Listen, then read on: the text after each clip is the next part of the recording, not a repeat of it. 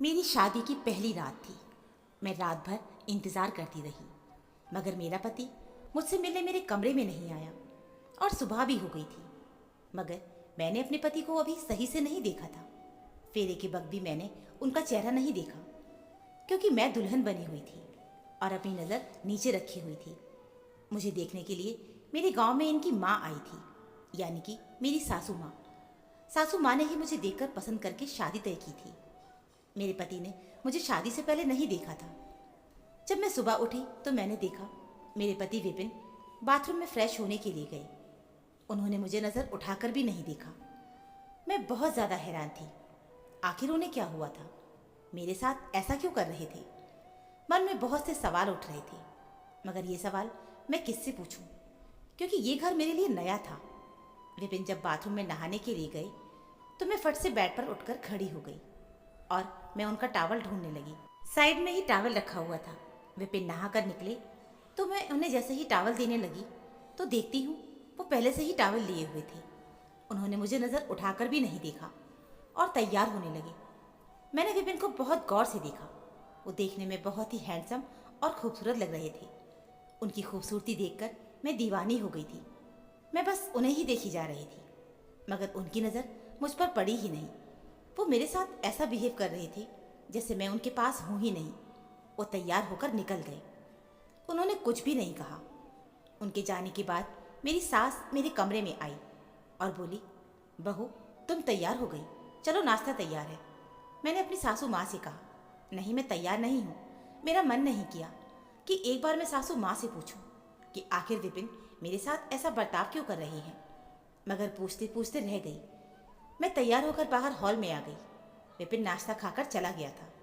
मेरी सास ने कहा, वो जल्दी किसी से बोलता मिलता नहीं है। मैंने बहुत जिद किया। वो शादी करने के लिए तैयार हो गया था। उसे अभी शादी नहीं करनी थी, उसे अपने करियर पर ध्यान देना था।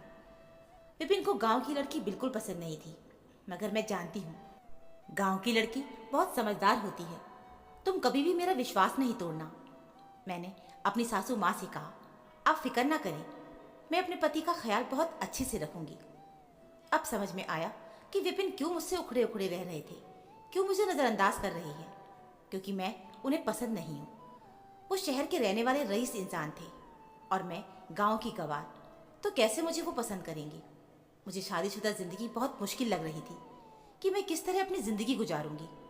मैंने अपनी सासू माँ से कह तो दिया है, मगर ये कैसे संभव होगा, क्योंकि वो मुझसे बात तक नहीं करते थे।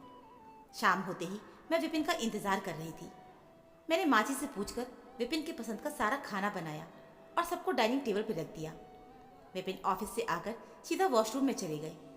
मैं उनके इंतज़ार में टावल लेकर खड़ी थी ताकि इसी बहाने वो मुझे देखें। मैंने उन्हें टावल बढ़ाया, नीचे नज़र से ही मेरे हाथ से टावल ले लिया और मुझे नज़र उठाकर भी नहीं देखा। विपिन खाने के लिए चले गए। मैं समझ गई थी उन्हें शादी से प्रॉब्लम नहीं थी, उन्हें तो मुझसे प्रॉब्लम है। मैं उन्हें बिल्कुल भी पसंद नहीं हूँ। उनको मेरा चेहरा बिल्कुल पसंद नहीं है। आखिर विपिन की माँ ने उनकी शादी क्यों कराई जब मैं पसंद ही नहीं थी? उन्हें कोई और लड़की पसंद थी तो उनसे शादी कर देनी चाहिए थी। मेरी ज़िंदगी ऐसे ही कट रही थी। मैं अपनी पत्नी धर्म अच्छे से निभाती थी। उनका टाइम टाइम पर खाना, उनका सामान, कपड़े इस्त्री करना, जूते को रखना, सब करके देती थी। बस मगर रात में जैसे ही आते थे, खाना खाकर सीधा अपने दोस्त के यहाँ चले जाते थे और सुबह में ही वो घर पर आते थे। मैं अपनी सासू माँ को बताना चाहती थी, मगर बता नहीं पाती थी, कहीं विपिन गुस्सा ना करें। इसी वजह से मैं अपनी सास से उनके बारे में नहीं बोल पाती थी। अभी शादी को कुछ ही दिन हुए थे, मगर ऐसा लग रहा था कि वर्षों से मैं इसी घर में रहती हूँ। एक दिन जब मैं सुबह सोकर उठी तो देखती हूँ घर में साफ सफाई चल रही है। सारे नौकर जाकर अपने अपने काम में लगे हुए थे। आज जबकि संडे भी नहीं था, फिर क्यों इतनी साफ सफाई हो रही थी?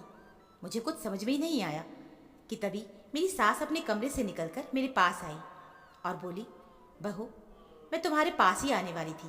ये तुम्हारे कपड़े और गहने, आज तुम्हारी मुँह दिखाई है। मैं तो भूल ही चुकी थी कि मेरी नई नई शादी हुई है और मेरी मुँह दिखाई भी बाकी थी।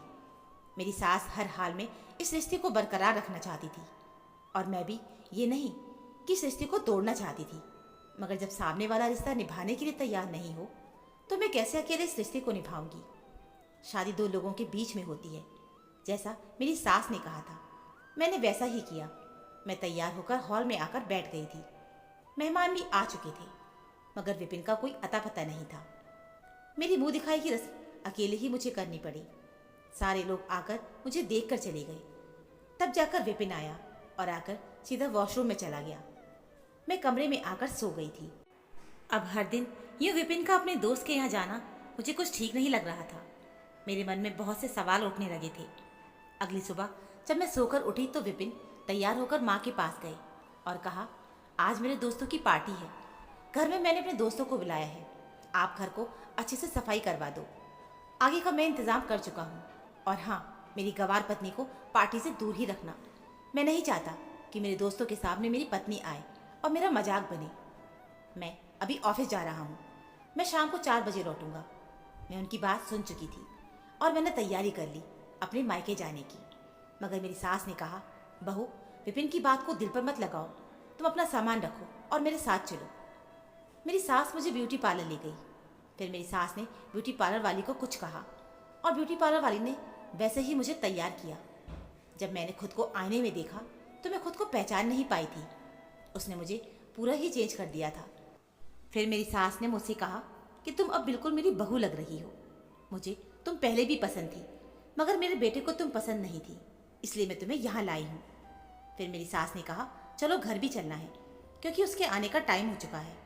मेरी सास ने मुझसे कहा कि तुम अभी कमरे से बाहर मत निकलना जब तक कि मैं ना कहूँ। मुझे विपिन को सरप्राइज़ देना है। मैं अपने कमरे में ही थी और बाहर पार्टी चालू थी। फिर मेरी सास मुझे बुलाने आई और मुझे पार्टी में ले गई। पार्टी में उनके बहुत से दोस्त आए हुए थे। मेरी सास ने मेरा सबसे परिचय कराया और कहा कि ये विपिन की पत्नी है। विपिन के दोस्तों ने मुझसे अच्छे से बात की, मगर विपिन के एक दोस्त की नज़र अच्छी नहीं लग रही थी। पता नहीं क्यों वो मुझे अजीब सी नज़र से देख रहा था। पार्टी में जहाँ भी जा रही थी वो मेरे पीछे ही आ रहा था। आज विपिन की नज़र मुझ पर थी। वो मुझे बार बार देख रहे थे। फिर विपिन के दोस्त ने मुझे कोल्ड ड्रिंक पीने के लिए दिया, पर मैंने मना कर दिया। मगर विपिन मुझे दूर से ही देख रहे थे। मुझे लगा उन्हें बुरा लगा होगा, इसलिए मैंने वो कोल्ड ड्रिंक का गिलास उसके हाथ से ले लिया और कोल्ड ड्रिंक पी लिया। पीने के थोड़ी देर के बाद ही मेरी तबीयत अचानक खराब होने लगी थी। मुझे चक्कर से आने लगे। मैं अपने कमरे में आराम करने के लिए चली गई। मैं अपने होश में नहीं थी। अचानक से मुझे क्या हो गया था, मुझे कुछ समझ में ही नहीं आ रहा था। मैं अपने कमरे में गई। जैसे ही अपना कमरा बंद कर रही थी तो देखती हूँ उनका दोस्त ज़बरदस्ती मेरे कमरे में घुस रहा था। मैंने उसे बहुत कोशिश की अपने कमरे से बाहर निकालने की, मगर वो जाने का नाम ही नहीं ले रहा था। मैंने जैसे तैसे करके खुद को संभाला और उनके दोस्त को थप्पड़ भी मार दिया। फिर मैंने ज़ोर से चिल्लाया, मगर किसी ने मेरी आवाज़ ही नहीं सुनी। मैंने फिर दूसरी बार कोशिश की और ज़ोर से चिल्लाया। तीसरी बार जैसे ही चिल्लाने वाली थी तब उनके दोस्त ने मेरे मुंह पर हाथ रख दिया। मैं छटपटाने लगी थी कि तभी शायद विपिन के कान में मेरी आवाज़ जा चुकी थी। विपिन दौड़ता मेरे कमरे की तरफ आया। उनके दोस्त ने फट से मुझ पर इल्ज़ाम लगा दिया और कहा कि तेरी पत्नी मुझे ज़बरदस्ती अपने कमरे में खींच के लाई है। तेरी पत्नी बिल्कुल भी ठीक नहीं है। तुम्हारी पत्नी एक नंबर की बदचलन औरत है। विपिन ने सामने से मुझे हटाया और अपने दोस्त को एक थप्पड़ लगाया और कहा कि तुम इसी वक्त मेरे घर से निकल जाओ, नहीं तो तुम सोच नहीं सकते कि मैं तुम्हारा क्या हश्र करूँगा। ये लड़की गांव की गवार ज़रूर है, मगर ये बदचलन नहीं है। मैं तुम्हें पहले से ही जानता हूँ कि तुम किस तरह के मर्द हो। अगर तुम नहीं जाओगे तो मैं पुलिस को बुला लूँगा। फिर उनका दोस्त वहाँ से चला गया। विपिन ने मुझसे कहा कि तुम्हें क्या ज़रूरत थी खुद को इस तरह बनाने की, तुम जैसी हो वैसी ही रहो। ये कहकर विपिन वहाँ से चला गया। मेरी सास ने जो मुझसे कहा था शायद वो सही था। विपिन दिल का बुरा नहीं था। रात में पार्टी ख़त्म हो गई थी। सब अपने अपने घर जा चुके थे। सब तरफ सन्नाटा था। विपिन भी अपने दोस्त के यहाँ जाने के लिए तैयार हो गया। आज मैंने सोचा क्यों ना मैं विपिन के दोस्त के घर जाकर देखती हूँ, आखिर वहाँ क्या करता है। यही सोचकर मैं भी विपिन का पीछा करने निकल पड़ी। विपिन एक घर में घुस गए थे। उसके थोड़ी देर के बाद खिड़की से आवाज़ आ रही थी। वो कह रहा था कि मैं तुम्हारे बिना नहीं रह सकता हूँ। विपिन किसी लड़की के बारे में बात कर रहा था और वो लड़की वहीं पर मौजूद थी। मुझसे बर्दाश्त नहीं हुआ और मैं घर के अंदर चली गई। विपिन अपने हाथ में बड़ी सी तस्वीर लिए हुए था। किसी लड़की की तस्वीर थी। इस तस्वीर को देखकर वो बात कर रहा था। उनके दोस्त ने मुझे देखा तो कहा, भाभी आप यहाँ? मैंने कहा, ये सब क्या है?